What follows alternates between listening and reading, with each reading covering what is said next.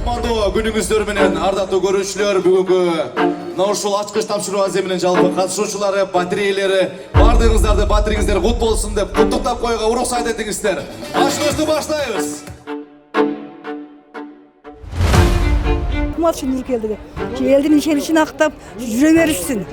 Şu işlerinin немесе ömürleri uzun bolsun ilayım. Şu işlerin артынан дағын жақшы электрге жетіше берсін. Elдің işelişine kire verirsin. Rahmat, barına rahmat.